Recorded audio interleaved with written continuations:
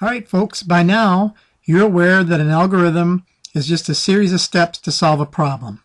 It's really important to think about your algorithm when you're creating programs because if you just jump in and start writing code, oftentimes you're going to find that you made some compromises to make the program work that really aren't the best long-term solution. So thinking in advance about what's going to be the best process to solve the problem is a good idea. Now, early on here, we're building just some really simple programs that don't have to do a lot, and you're just learning and you're kind of trying to remember what am I supposed to do. The most common question I have from programmers when we get these assignments during the next couple of weeks are, I don't even know where to start. Okay, so I'm going to help you out by giving you my simple 7-step algorithm for building simple programs, and if you work your way through these steps, I think you'll know what to do next, you'll know where to start, you'll know what to do next, and you'll kind of work your way through some of these programs. Now, this algorithm works for some of the first basic stuff we're going to do in this class.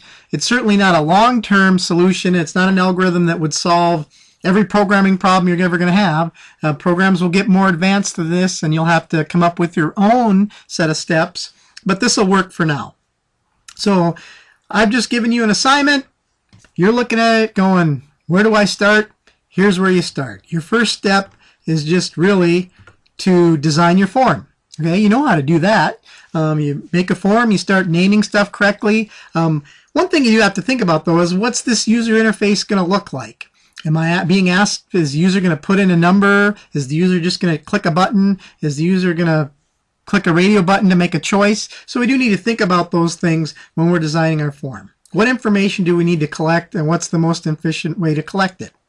Okay. Also think about this. How easy is my form to use, and can the user read the text on my form? I know, as the designer of the program, I know what it's supposed to say, but if they don't, and they really can't see all the text because I picked a crazy color or I didn't size it right, that's going to be a problem for them. Okay.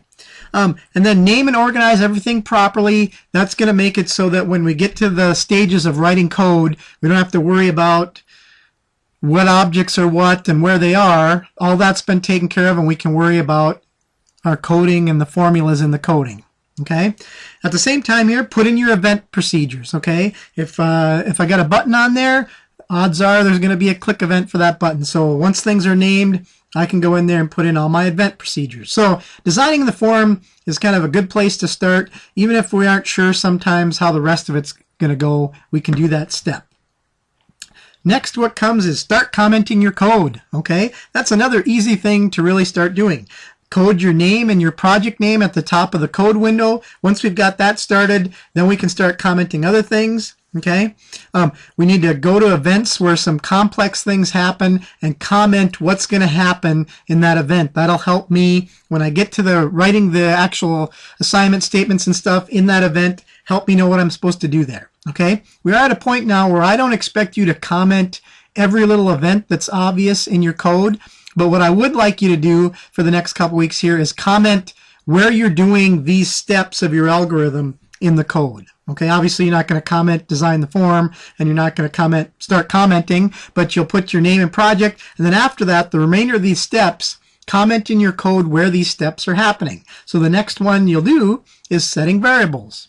Okay, so what information do I need to collect from the user, and what format is that data going to be in? So, okay, do I need integers from the user? Do I need a string of text? Do I need the user's name? That's a string of text, right? And so I'm going to set variables for those things I need. Writing a little list of the variables you need and what type they're going to be is a good strategy to take. What calculations do I need to make with that information? That will dictate what type of variable type I use as well. And then where do these variables need to exist? Remember, we want to make variables as local as possible, but there are times when we have to make them global so that they'll exist across various events. So go in there, set the variables, and make a comment saying setting global variables or setting local variables. Just makes you aware of the scope that you're utilizing. Next thing is get input from the user. If we've set some variables and we're supposed to be collecting information from the user, this is where maybe it's a text box. Maybe it's the text box text that I'm taking and putting into a variable. maybe it is, maybe my user input just is those click events. That could be the case sometimes as well. But I get input from the user. Then I perform the calculations that I need to. Once the data has been taken from the user and put into a variable, that's when I get to solve the problem. So I'm going to take that data, perform some calculations with it.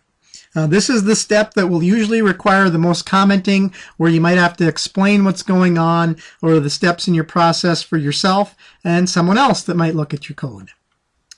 Then display the answer for the user. Just because your program performed the calculations and figured out the answer doesn't mean the user has seen it yet. Make sure that the user can see or hear what the answer is. Oftentimes, this will happen. Programmer calls me over and says, I got this all in there, right? And there's still no, it doesn't display what the answer is correctly. It's like you just didn't tell it to put that variable data into a label in the end so the user could see it. It's crazy how often this step is forgotten. So write a comment when you know you're displaying the answer for the user to see. And then lastly, but probably most importantly, is prepare for dumb users. Now I know I'm saying that kind of in a funny way, but I do believe that this is what makes our programmers here good programmers. Think about how the user might interact with your program and think about every conceivable way that they might be confused and do something differently. If I'm asking them for a number, could somebody be out there typing it in as a word? If so, I'm going to take that into account and make sure that my program will compensate for them and allow them to do what they want and still get the data in there some way. Or maybe just prompt the user to do it in a different way. Maybe you're going to have to put up a message box, which we'll learn about later, or something in a label that prompts the user to do something or interact with them in a different way. If you can make your program fail-proof for anybody that's using it, then you have a great program. And that can be hard to do. But that's the last thing you want to think about. And here again, this is where creativity can come into play a lot. All right.